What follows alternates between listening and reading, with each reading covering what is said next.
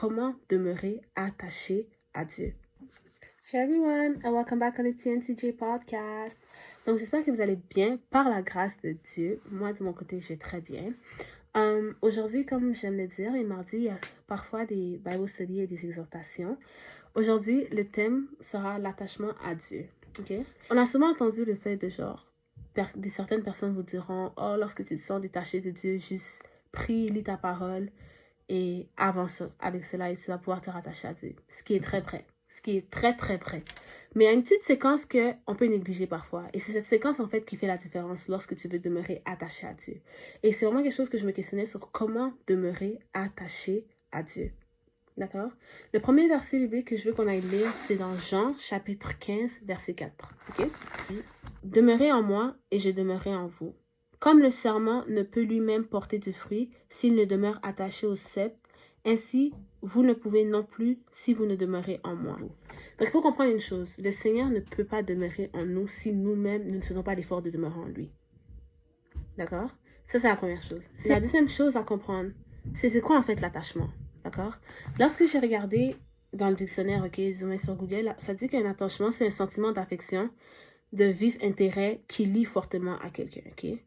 Et ce qu'il faut comprendre là-dessus, c'est que l'attachement, en fait, c'est un sentiment, ok? C'est un sentiment d'affection, oui, mais comme pour demeurer attaché à quelqu'un, right? C'est qu'il y a quelque chose qui les garde, en fait, unis, right? Et personnellement, ce que j'ai compris, en fait, la chose qui nous garde unis à Dieu, c'est l'amour, d'accord? C'est l'amour qu'on a pour Dieu, c'est tout. Right?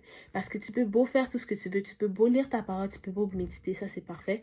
Mais lorsque tu n'as pas cet amour pour Dieu, en fait, ça devient comme une formalité.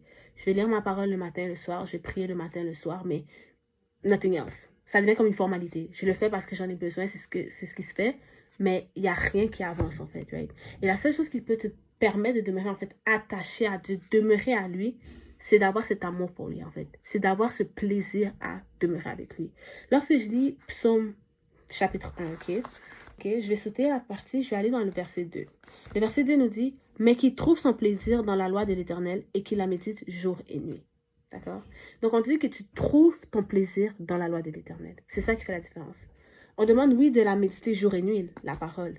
Mais on te dit qu'il trouve son plaisir dans la loi de l'Éternel. Je vous dis, lorsque tu fais quelque chose avec joie, avec amour, avec plaisir, les effets finaux sont différents que si tu fais la chose par force.